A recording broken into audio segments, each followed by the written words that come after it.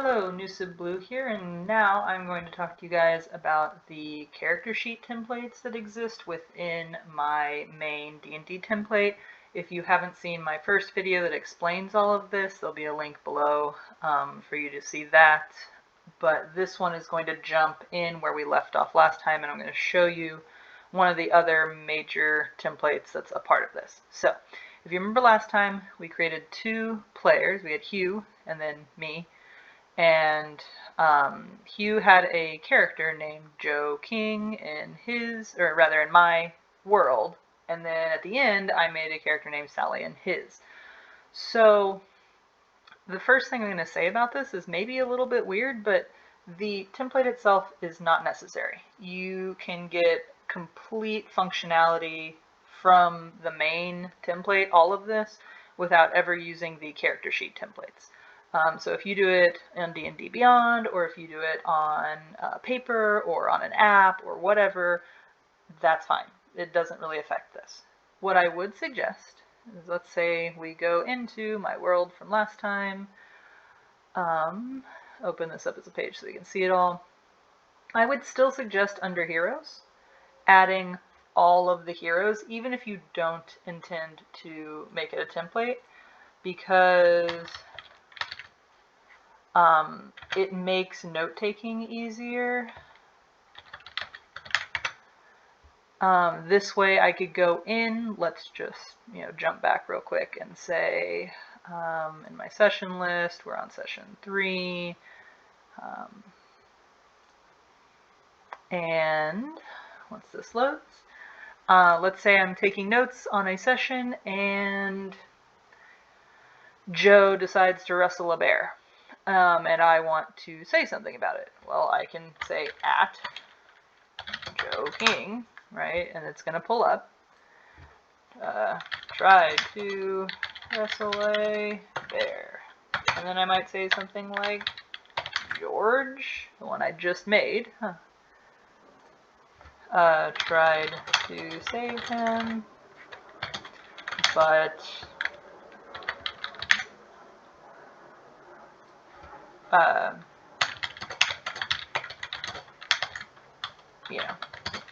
Farley had to revive them both. There you go.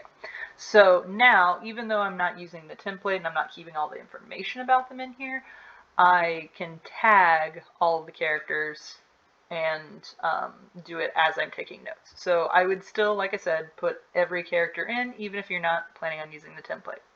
So now let's go back to Heroes. So there's two major templates here. You have Other Hero Notes. That's if you are a player and you want to take notes on somebody else's hero.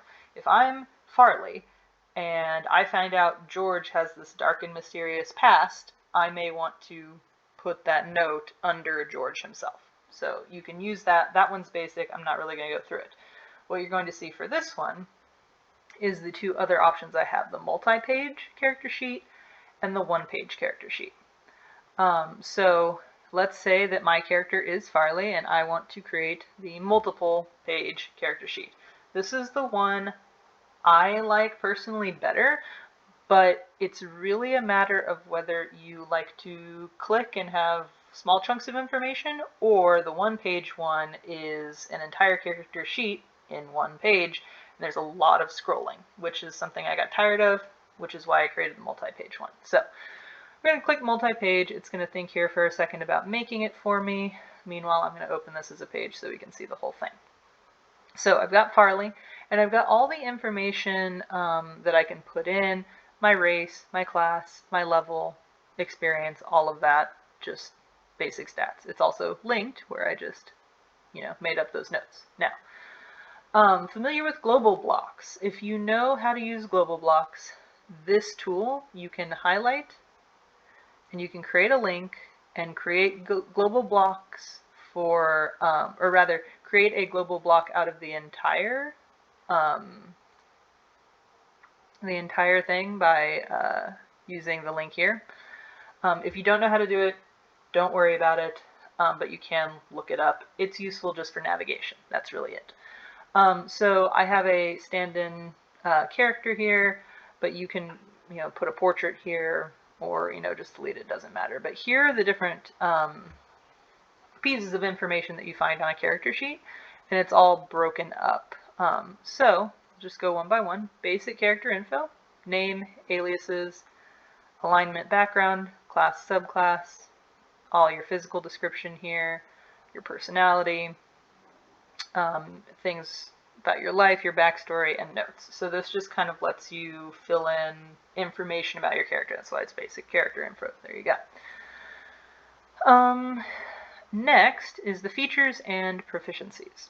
So we can put our class features, we can list feats here, we can put our racial features, our background features, and then under proficiencies, we've got weapons, armor, and tools, and then the languages. If you remember last time I said we'd get to it, well, now we're getting to it. You can, under this languages, put known by, let's create a Farley. So apparently Farley knows Common, that makes sense. And let's say Farley also knows Elvish. Okay, so now it's known by Farley, let's just for kicks say I also know Halfling. Now I can go from all languages to my languages. And when we do that, we want to go to filter, create a filter where known by contains Farley. And now it's just going to list my languages. The power of this is that if you go back and look under languages, you can see what everybody knows. So as a DM, that's really useful. But as a player, you can just leave it like this. So we go back again. And now we're going to look at inventory. I really like this one, I have to say. So your wealth distribution is what it sounds like. It's where your wealth is. So I start you with just the belt pouch everybody gets, and you can say, I have platinum, gold, electrum, silver, and copper. So let's just say, you know, you start with 15 gold. It's going to tell you the total worth in gold pieces. It'll tell you the total count of how many coins you have, and based on the player's handbook and how much it weighs, it'll tell you how many pounds it is. So let's say that I find a couple platinum pieces, I've got a couple of silver. Now you can see my total worth is 36.3 gold. My total count, I have 30 coins, and my total weight, it's 6 pounds.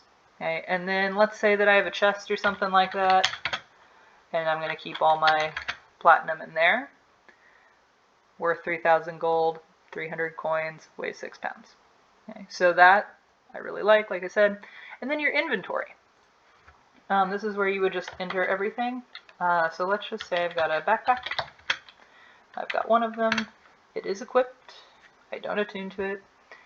It's not stored anywhere, but you can say this is a piece of equipment. If you want to keep track of the weight or the worth of the item, if you want to remember how much you paid for it.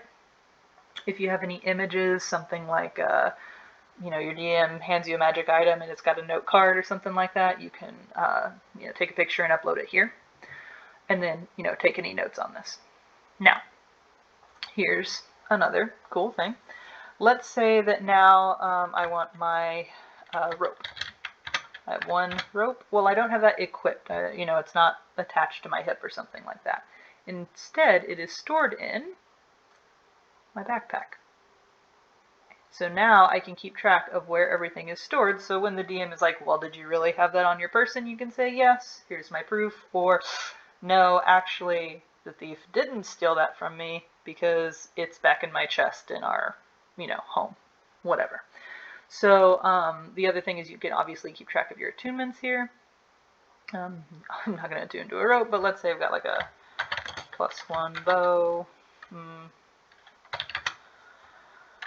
I can say that I'm attuned. I don't think you actually attune to +1 bows, but whatever, and it's equipped. Now, as a suggestion, I would say sort it first by attunement, so that all your attuned stuff is at the top. You'll have to do a descending, and then by equipped, also descending. And then if you want to do it like alphabetical. And that way you can kind of have the attuned items, the ones you're going to be looking at going, oh gosh, what does that crazy item do? You can have those at the top and then all of your equipped items underneath that. Now, the other cool thing is that you could open this up and say, here's exactly what my +1 bow does, and start typing, you know,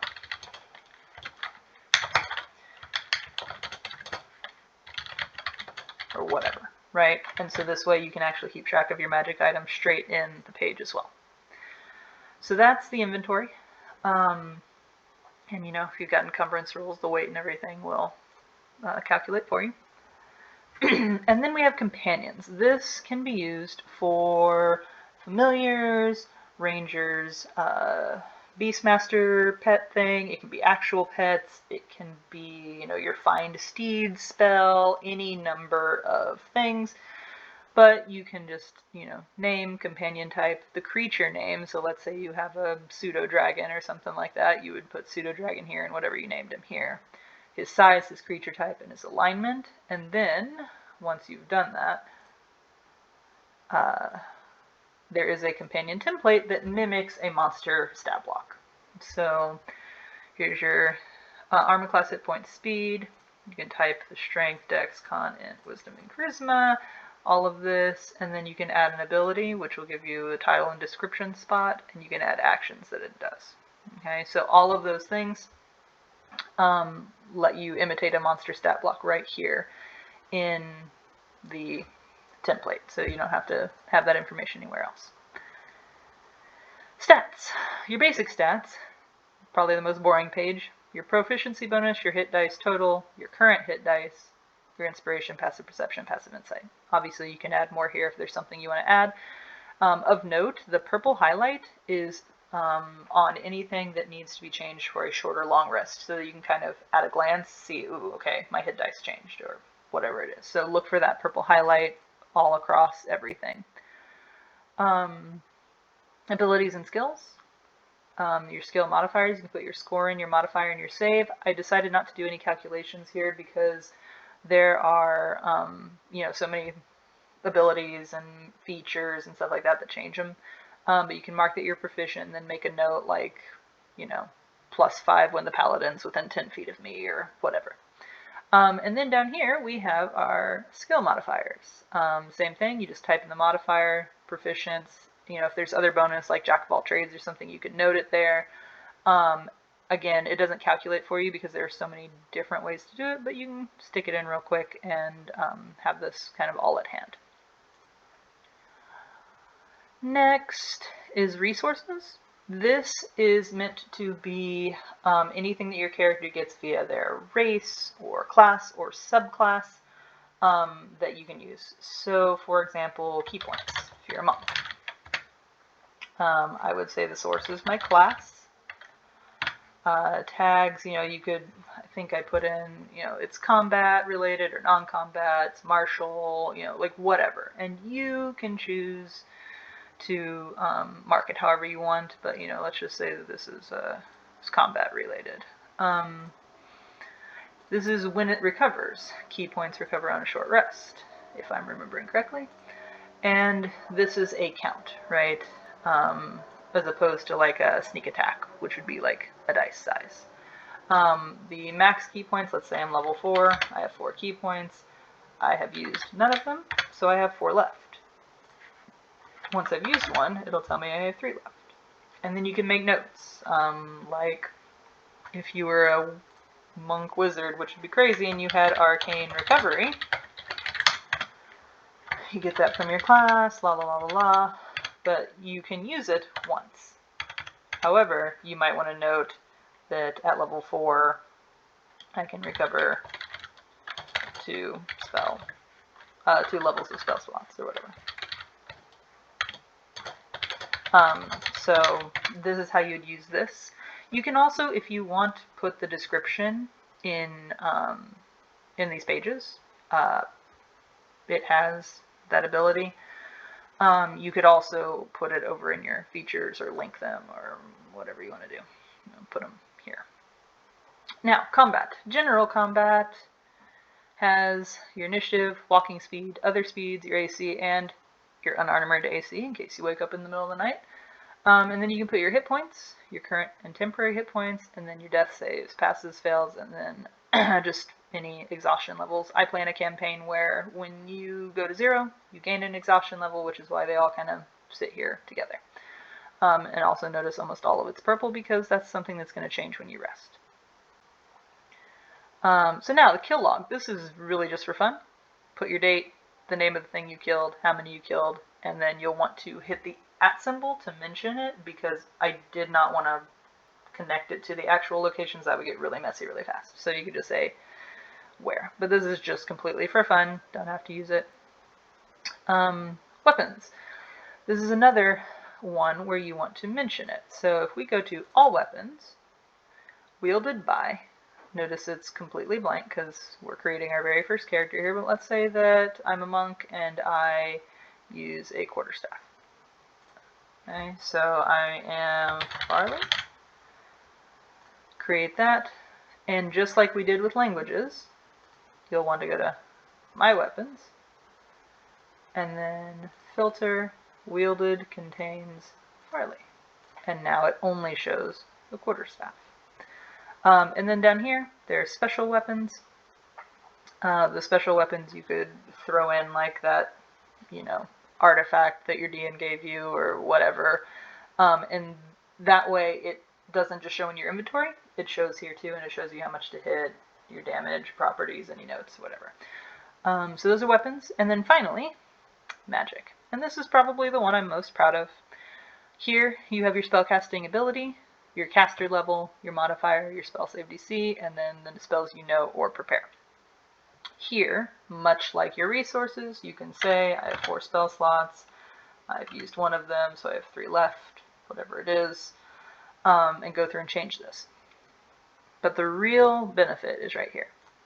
In prepared spells, you can mention spells from the spell list on the main page and link to it. So let's say that I have prepared Shield today. Public pages, spell list, and actually I'm not sure which one's which because I've got it, but there's Shield. I like to put the level after it just so I remember. But now I can click on Shield, and here we are. There's Shield, there's the description, all of this information is here. So you can tag these spells, and let's say I've got, I don't know, Firebolts. Is one word? Let's find out. Oh, nope, it's not. So notice the search is trying to be helpful. So Firebolt, yeah. So there we go, Firebolt, cantrip. If you get any from racial, subclasses, great. Now, what if you don't prepare spells? Well, go to spell cards, and you can either keep this here or you could drag it down below, way down below. Oh, it's not going to do it right now. We want to pull it out later, but you can see, ooh, these are actually left over from when I copied my character, or my personal spell list over to the public page, but you can see that I've marked these spells were known by certain people. So just like we did with weapons, and just like we did with languages, you can view them. So let's say that I'm a prepared caster, something like a warlock or a bard or something like that. Or sorry, didn't mean prepared caster. Known caster. Well, if we go to filter, and let's say known by contains my character hoof. Now, you've got cards for just those spells. I'm going to pull this out and down so you can see it all spread out. But you can see Hoof was a warlock of mine, so she only goes to 5th level spells. But you can see that all the cards, the ones that I had marked with her being known, she knows them all. Also, what's nice is that if we go into, not here, this. Oh no, where is it? Oh, properties, sorry. You can see that I've turned off things like who's known by, because obviously I'm filtering by that. I don't care about what the class is, I didn't want the source, and then I have my own database of magical items, it doesn't matter. But card preview, if we say the page content, and let's just make the pages a little bit bigger, you can actually see the description, or at least the beginning of it, in each of these. So it works like a spell card. So that's super useful. And if you remember in your first video, my first video, you can go to all the way back up to the spell list, which is where we are getting all of that information from, and create spells. So if you play with an altered, curse spell or a remove curse, or if you created a spell and your DM's letting you use it, or if he altered a spell, like you can come in here, duplicate one of these, click on it, duplicate, and then just go from there. Now, it also has, oh no, here's known by. So known by, you can see there's hoof again, the one we used an example of. These are all listed here. Also, I've noted there's a custom item my DM gave me called a Booming Greatsword that uses Booming Blade, so I've connected the two to magical items. So that is the character template. If we go back into that, let's see, we were in here. So that's the one that is multi-page. If we go in quickly and look at the one-page one, remember I said this is all just scroll, right? So it has, here's your basic info. This one is in a page because it would just be so long. Your notes would be here. Basic stats, all of that laid out. Detailed stats, all of this laid out. Info, proficiencies, languages, it's all still here. Notice that Farley appears. Wealth distribution, the equipment is under a toggle because it's super long. So the good thing about this is you don't have to worry about loading time if you're on like slow connection or something like that. And it's easier to find all of the places that you need to change things on a rest. But it is a pain if you're like, oh gosh, I'm down here looking at my spells, and now I need to remember, do I have a healing potion or not? And so then you're up here trying to scroll and find, wait, where's my inventory? Where's my inventory, right? So that's why I eventually changed it into that multi-page thing. But if you prefer this, it's got all of the same information. It's just all in one long piece of information, or one long page. So that's that. Once again, if you think of anything that you want to see here, or if you have any questions, either comment below or go to the Reddit page. I will update it as I can. Thank you so much for watching, and I will see you guys later.